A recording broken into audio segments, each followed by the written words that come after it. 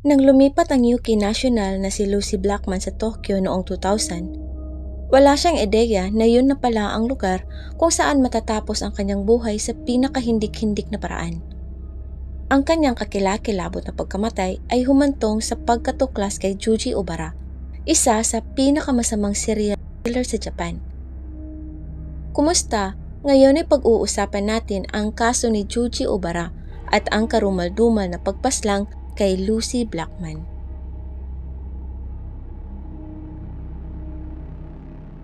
Ang kwentong ito ay magdadala sa atin hanggang sa simula ng milenyo. Sa UK, si Lucy Blackman ay nagtatrabaho bilang isang flight attendant para sa British Airways sa loob ng ilang taon. Ngunit nang siya ay tumuntong ng 21 years old, dumami ang kanyang mga pagkakautang. Doon siya nakakuha ng ideya na lumipat sa Tokyo at magtrabaho bilang hostess sa isang nightclub. Ito ay isang mabilis na paraan upang kumita ng pera para sa mga babaeng taga-kanluran noong mga panahong yon. Ang maging hostess sa isang nightclub sa Tokyo, makipagkwentuhan sa mga lalaki, magtagay ng kanilang mga inumin, magsindi ng kanilang sigarilyo at iparamdam sa kanila na sila ay espesyal. Ito ay isang bagay na alam ng maraming babae mula sa Europe noong mga panahon yon, kabilang si Lucy at ang kanyang kaibigang si Louis Phillips. Ang pagtatrabaho bilang hostess sa Tokyo ay nangangahulugan ng mabilis na pera at isang pagkakataon upang tumuklas ng isang bagong kultura at magsaya. Kaya noong May 4, dumating sina Lucy at Louis sa Tokyo. Sa loob ng ilang araw, nakahanap agad sila ng trabaho sa Casablanca Club sa Roppongi District. Ngunit hindi ito isang mapayapang distrito ayon kay Tokyo Detective Akio Kuroki. May nakakatakot na dapat gawin ang mga hostess sa Tokyo, ang pumunta sa mga dohan o paid date kasama ang mga customers ng club. Hanggat magbabayad ang mga customers ng isang malaking halaga ng pera, maaari silang kumuha ng isang babae na kanilang napili para ipasyal sa labas. At pagkatapos ay ibabalik naman nila ito sa club. Noong July 1, 2000, nagpunta si Lucy sa kanyang pinakaunang duhan kasama ang isa sa mga customer ng Casablanca. Ngunit sa kasamaang palad, matatagpuan niya sa bahay ng customer na to ang malagim niyang katapusan. Ang unang taong nag-alala sa pagkawala ni Lucy ay si Louis. Magkatrabaho sila at magkasama pa sa silid kaya't kaagad niyang nalaman na maaaring may masama talagang nangyari. Naisip din ng club na kakaiba din ito. Dapat ay naibalik na ng customer si Lucy pagkatapos ng kanilang paid date. Pero kinaumagahan ay nakatanggap si Louis ng nakakatakot na tawag sa telepono. Galing umano sa isang lalaking nagsasabing alam niya kung nasaan si Lucy. Nagpasya na daw si Lucy na sumali sa isang kulto at iwanan ang kanyang dating buhay. Malinaw na alam ni Louis na imposible itong mangyari, kaya naman tinawagan niya agad ang mga magulang ni Lucy at sinabi sa kanila ang tungkol dito. Ang tungkol sa hindi pag-uwi ni Lucy sa loob ng 12 oras. I couldn't believe that Lucy would have voluntarily opted to go into a religious cult because that was not her kind of lifestyle. Sinubukan ng tatay ni Lucy na si Tim na makipag-usap ng seryoso sa mga pulis sa Japan. Pero naging halos imposible din dahil sa pagkakaiba ng oras. Tumatagal ng ilang oras ang bawat sagot nila, kaya kinabukasan, ang kapatid ni Lucy na si Sophie ay agad na lumipad patungong Tokyo. Samantala, nanatili naman si Tim at hinimok ang British Police na tumulong sa kaso. Sa Tokyo, nakipag-usap si Sophie sa Metropolitan Police, pero ang reaksyon ng mga pulis ay talagang nakakatakot. Tinawagan niya si Tim para sabihin dito na hindi siya pinapansin ng mga pulis at noong July 5, nasa Tokyo na rin si Tim. Pero hindi kapanipaniwalang ang mga pulis ay naging bastos din sa kanya sa pagsasabing si Lucy ay nasa hustong gulang na at malamang ay nasa isang lugar lang at lasing na lasing kung kaya naman ay hindi nito nasasagot ang kanilang mga tawag. Pero syempre, alam ng pamilya ni Lucy na hindi siya ganon. Palagi siyang nakikipag-ugnayan sa mga kaibigan at pamilya. Hindi naman pwedeng mawala na lang siya ng ganon sa loob ng 5 araw. Gayunpaman, sa pagtanggi ng pulisya na kunin ang kaso, sina Tim at Sophie ay bumaling kay Louis, ang kasama sa kwarto ni Lucy. Kasama niya, sinimulan nilang ipinta ang larawan ng huling araw ni Lucy. Noong Sabado ng umaga, umalis siya sa flat para makipagkita sa isang customer ng Casablanca para sa kanilang duhan.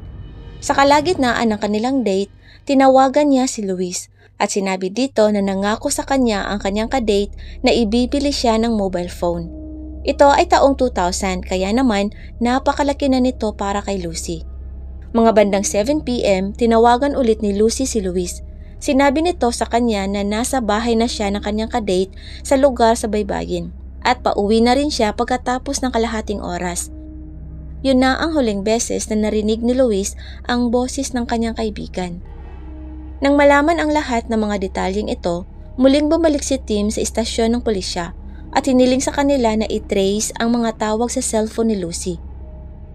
Tokyo Metropolitan Police were telling us quite categorically that it was against Japanese law to investigate telephone conversations because it was against the privacy law. Tila wala talagang patutunguhan ang kaso at sadyang ayaw ng mga pulis na tulungan si Tim. Kaya naman, bumaling siya sa media. Thought that she may have suddenly become interested in a religious cult over a Saturday afternoon is very unlikely. At sa lalong madaling panahon, ang kaso ay nakakuha ng pansin sa buong bansa, parehong sa Japan at sa UK. Nang dumating si Tony Blair sa Japan sa isang business trip, nakipagkita rin siya kina Tim at Sophie. Pagkatapos ay kinausap niya ang punong ministro ng Japan na asikasuhin ang kaso ni Lucy. Sa wakas, hindi na nakahindi pa ang mga pulis. Subalit nang mag-imbita sila ng mga saksi na maaaring makapagbigay ng anumang nauugnay na impormasyon sa kaso, napagtanto nilang hindi sila gaanong nakakakuha. Karamihan kasi sa mga babaeng nagtatrabaho sa Casablanca at mga kalapit na nightclub ay karaniwang mga illegal aliens. Kung pupunta sila sa pulisya, hahanapan sila ng mga papeles. Kaya naman nanganganib silang ma-deport. Dahil dito, nag-set up ng hotline si Tim. At sa loob ng ilang araw, nakatanggap sila ng mahigit 100 tawag. Ang ilan sa mga babaeng tumatawag ay nagkaroon ng nakakatakot na karanasan kasama ang isang partikular na customer ng Casablanca. Ayon sa kanila, dinala sila ng lalaking ito sa kanyang marangyang bahay sa baybayin. Binigyan ng napakamahal na alak at pagkatapos ay nahimatay na sila. Magigising na lang silang lahat na may matinding karamdaman at pagbalik sa Tokyo ay magkakasakit ng halos 1 linggo. Yun ang parehong lalaki, isang napakayamang lalaking nasa kanyang late 40s. Sa paglalarawang ito, inaasahan ng pamilya ni Lucy na maaaresto na ng Tokyo Police ang suspect sa lalong madaling panahon. Ngunit natigil muli ang usad ng kaso. Kaya naman ang nanay ni Lucy na si Jane ay bumaling kay Dai Davis, isang retiradong UK detective. The first thing one would expect is to look at any allegations, and it's not rocket science where a Japanese or anyone is alleged to have or abducted or raped or what have you. That's fairly standard police procedures. Muli, natigil na naman ang investigasyon at sa pagkakataon namang to, bumaling si Tim sa Lord Chancellor ng Britain. Noong panahon yun, kinumbinsi nito ang mga pulis ng Tokyo na pribado ang kanilang investigasyon. Kaya naman, ang pag-trace sa mga tawag sa cellphone ni Lucy ay hindi magiging isang paglabag sa privacy ng mga tao. At sa wakas ay natunton ng pulisya ang tawag sa telepono diretso sa bahay ng salarin. Ito ay si Joji Obara, isang 48 years old na milyonaryong playboy. Meron siyang napakalaking mana sa kanyang pamilya at yumaman ng husto sa pamamagitan ng mga ari-ari ang meron siya. Meron siyang mga luxury cars at ilang mga vela sa bansa. Inaresto siya ng mga pulis sa isang bahay sa tabing dagat at dinala siya para sa pagtatanong. Wala silang ideya na malapit na pala nilang matuklasan ang isa sa pinaka-prolific na rapist at mamamatay tao sa Japan. Walang komento si Obara nang tanungin siya tungkol kay Lucy, pero ang prosekusyon ay nakita ito bilang isang patunay ng kanyang pagkakasala. Sa paggalugad ng mga pulis sa maraming tahanan ni Obara sa buong Japan, nakakita sila ng napakaraming bote ng chloroform. Ito ay isang gamot na maaaring maging sanhi ng pagkakahimatay ng tao. Nagdudulot din ito ng malubhang pinsala sa atay at mga sakit sa utak. At hindi lang yon, ang mga pulis ay nakakita din ng hanggang sa 5,000 na mga videotape ni Obara na hinahalay ang mga kababaihan. Sa paghusga sa mga tape na yon, iniisip ng mga pulisya na gumahasa si Obara sa pagitan ng 150 at 400 kababaihan. Isa siyang tunay na halimaw at malaya siya sa hustisya sa loob ng ilang dekada. Ngunit ngayon, ang pulisya ay may rolyo ng undeveloped film na nagpapakita kay Lucy na nasa kanyang lugar. At sa wakas, ay inamin na rin ni Obara na kasama nga niya si Lucy noong July 1. Gayunpaman, sinabi niya na inihatid niya si Lucy sa istasyon ng tren ng gabi ding yon at pagkatapos ay hindi na sila nagkita. Pero ginagawa ng mga pulis ang kanilang sariling trabaho at kabilang sa mga nakakagambalang mga video na nakalap nila sa bahay ni Obara ay nakakita din sila ng isang serye ng parang nakakatakot na mga tala-arawan na isinulat ni Obara. Mga detalye tungkol sa kanyang mga pagkikipagkita sa kanyang mga biktima. Karamihan sa kanila ay medyo misteryoso, pero may isang nakakuha talaga ng pansin ng mga pulisya. Isang pangalan ng babaeng isinulat na may naka-level na too much chloroform. Ang babaeng tinutukoy niya dito ay tungkol kay Carita Ridgway, isang Australian national na nawala sa Tokyo noong 1992. Siya rin ay 21 years old, hindi lang kasing edad ni Lucy si Carita, ngunit nagtatrabaho din ito bilang hostess noon. Noong February 1992, tinawagan ng ospital ang kapatid ni Carita at sinabing si Carita ay may matinding sakit. Natuklasan ng kapatid ni Carita na dinala si Carita sa ospital ng isang lalaking nagpakilala bilang Mr. Nishita. Nasa kritikal na kondisyon si Carita sa loob ng 12 araw sa ospital at nang ideklara siyang brain dead, napilitan na lang ang kanyang pamilyang ipatanggal na lang ang kanyang life support. Ang ospital ay hindi gumawa ng isang buong autopsy sa oras na yon. Ngunit ang nakakapagtaka na preserba nila ang isang bahagi ng atay ni Carita. At nang ang kaso ni Lucy ay humantong sa pulisya sa kaso ni Carita, sa wakas ay isinagawa ang mga lumang pagsusuri. Sa mga pagsusuring ito, si Carita ay nagkaroon ng liver failure at brain death dahil sa chloroform. Ang mas malala pa, may video din para sa ebidensyang ito. Nakita sa isa sa mga nakakatakot na tape ni Obara na uminom si Carita ng isang wine na wala ng malay at saka ay hinalay ni Obara. Kaya naman noong September 2000, si Obara ay kinasuhan ng pagpatay kay Carita Ridgway at panggagahasa sa 8 pang kababaihan. Pero hindi pa rin nahahanap si Lucy at ang mga pulis ay nagsimula ng magpinta ng isang madilim na larawan ukol dito. Natuklasan nila ang mga search history sa computer ni Obara. Tinitingnan niya ang tungkol sa sulfuric acid at kung paano itago ang isang bangkay gamit nito. Noong July 3, tumawag ng pulis ang kanyang mga kapitbahay tungkol sa naririnig nilang kakaibang ingay mula sa bahay ni Obara. At nang dumating ang 2 pulis para mag-imbestiga, hindi sila pinapasok ni Obara. Nagbanta ito gamit ang kanyang mga mamahaling abogado kaya naman umatras ang mga pulisya kahit papano hanggang sa tuluyan na siyang maaresto. Noong February 2001, 7 buwan pagkatapos mawala ni Lucy, medyo pinalawig pa ng pulisya ang kanilang paghahanap. Nakakita sila ng isang kuweba na tanaw ang dagat, isang nakataob na bathtub ang kanilang nakita sa loob. At sa ilalim ng bathtub na to, nakaplagan nila ang animoy isang tunay na bangungot. Nakita nila ang pinagputol-putol na katawan ni Lucy sa 10 bahagi na nakalagay sa 10 magkakahiwalay na mga bag. Ang kanyang ulo ay inahit at pinutol, saka ay nababalutan ng simento. Nakatulong ang mga dental records sa pagtukoy sa pagkakakilanlan sa kung ano ang natitira sa katawan bilang kay Lucy. Ang katotohanan ay dinala ni Obara si Lucy sa bahay niya. Nilagyan niya ng droga ang pinainom nitong wine kay Lucy at saka siya ay ginahasa habang kinukunan ng video ang sarili na ginagawa ang kanyang kalapastanganan. Pagkatapos ay sa kanya pinaslang si Lucy.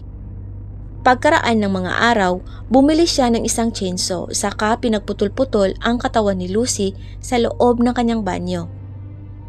Ngunit wala pa ring konklusyon ang pulisya sa kung ano talaga ang sanhi ng pagkamatay ni Lucy, subalit hindi ito ang katapusan ng kaso ni Lucy. Si Ubara ay nasa kulungan, ngunit para sa iba pang mga krimen. Itinatanggi pa rin niya na may kinalaman siya sa pagkamatay ni Lucy. At ngayon, ang pulisya ay napailalim sa isang pagsisiyasat. Natagpuan ang bangkay ni Lucy sa isang kuweba, ilang daang metro lang mula sa tahanan ni Ubara. Bakit hindi kaagad nahanap ng mga pulis ang bangkay ni Lucy? Samantalang gumamit pa nga sila ng mga aso sa paghahanap sa paligid ng bahay ni Ubara noong September. Dahil dito, nagsimulang isipin ng mga tao na ang mga pulis ay kontrolado ni Ubara at ng kanyang pera. Kung nakita nila kaagad ang bangkay noong ginawa nila ang paunang paghahanap, malamang na matatagpuan din sana ang mga magpapatunay na ebidensya tulad ng DNA ni Ubara sa katawan ni Lucy. Ngayon pa talaga natagpuan ang bangkay na malubahan ng naaagnas na iniwan sa basang buhangin sa loob ng 7 buwan. Kung ang mga pulis ay korap o naghihintay lang talaga na magtapat si Ubara at akayin sila sa kinaroroonan ng katawan ay hindi pa rin malinaw. Pero dahil sa itinatanggi pa rin ni Ubara ang lahat ng paratang, ang kaso ay kailangang itayo kasama ang lahat ng matitibay na ebidensya sa paligid ng pagkakasala ni Ubara. Palaging sinasabi ni Ubara sa kanyang mga biktima na ang kanyang chloroform ay isang espesyal na alak mula sa India o kaya naman ay galing Pinas. Idinadagdag pa niya na ang alak ay dapat inumin ng isang lagok lang, habang gagawin naman niya ang ganon gamit naman ang regular lang na alak. Ito ang sinasabi ni Ubara sa kanyang mga biktima kaya naman agad na nawawala ng malay ang mga ito. Sa kanya gagawin ang kanyang masamang balak. Sa wakas ay kinasuhan si Ubara ng pagdukot, paglabag na nagresulta sa pagkamatay ni Lucy at pagtatapon ng kanyang katawan. Noong July 3, 2001, nag-plead siya ng not guilty sa lahat ng kanyang dosenang mga kaso. At noong November 2003, nagsimula ang mahaba at nakakapagod na paglilitis ni Ubara sa Tokyo. Dumating ang buong pamilya ni Lucy at gayon din ang isang malaking bilang ng mga journalist at mga reporters mula sa UK. Ang pamilya ni Lucy ay nagkaroon ng halos 3 taon para sa paglilitis. Ngunit ang malamang patuloy pa ring iginigiit ni Ubara na siya ay inosente, hindi nila maaaring itigil ang kaso. Ang paglilitis ay ang kanilang pagkakataon upang sa wakas ay makakuha ng ilang katarungan para kay Lucy at para na din sa lahat ng iba pang kababaihan na naging biktima ni Ubara. Pero lumalabas na malakas ang depensa ni Ubara. Sa Japan, napakabihirang makonvict ng isang tao batay lang sa circumstantial evidence at sa kaso ni Ubara, yun lang ang mayroon ang taga-usig. At ngayon, ang mga abogado ng depensa ay naglalabas ng lahat ng uri ng mga paliwanag para sa bawat piraso ng mga ebidensya. Ang mas masakit pa para sa pamilyang Blackman, dinidinig lang ng hukom ang ebidensya para sa isang maikling sesyon bawat buwan. Kaya't ang paglilitis ay talagang napakabagal. Inabot ng 3 mahabang taon ang deliberasyon hanggang sa nagkaroon ng isang pambihirang tagumpay sa kaso. Nag-alok si Juji Ubara ng 450,000 pounds bawat isa kina Jim at Tim. Malaking halaga na to noong 2006. Kung minsan, ang nangyayari sa mga kasong kriminal sa Japan ay ang isang nasasakdal na umaamin na nagkasala ay nagbabayad ng pera sa biktima bilang tanda ng kanyang paghingi ng tawad at para maayos ang mga bagay-bagay. At si Ubara ay nasa ganitong posisyon. Hindi umano siya direktang responsable sa pagkamatay ni Lucy. Subalit ang pag-imbita niya kay Lucy sa kanyang tahanan kahit papano'y nagresulta sa pagkamatay nito. Kaya naman, meron siyang moral obligation sa pamilya ni Lucy. Tinanggap ni Tim ang alok na pera, ngunit tinanggihan naman ito ni Jane. Higit pa dito, pinuna ni Jane sa publiko ang kanyang dating asawa dahil sa pagtanggap sa pera. Para naman kay Tim, ito ang tamang desisyon. Kung ang pera na yon ay tanda ng paghingi ng tawad ni Ubara, kukunin niya to at gagamitin para dahan-dahang buuing muli ang kanyang buhay. Noong April 2007, nagkaroon ng hatol. at si Ubara ay napatunayang nagkasala sa lahat ng bilang, maliban sa paghalay at pagpatay kay Lucy Blackman. Ngunit inapila ng prosekusyon ang desisyon at noong December 2008, si Ubara ay binigyan ng isa pang habang buhay na sentensya sa pagkakakulong para sa pagpatay kay Lucy Blackman. Naibigay na rin sa wakas ang hustisya para kay Lucy. Ngunit ang kanyang pamilya ay kailangang mabuhay sa natitirang bahagi ng kanilang buhay na alam ang kalunos-lunos na landas at nakakatakot na wakas ng kanilang mahal na si Lucy Blackman. Maraming salamat po sa panunood. Palagi po nating tandaang mag-ingat lagi at maging mapagmasid sa ating kapaligiran dahil ang kapahamakan kung minsan ay nagkukubli lang sa mapanglinlang na katauhan. Ito lang po para sa araw na ito. Hanggang sa susunod na kaso, paalam!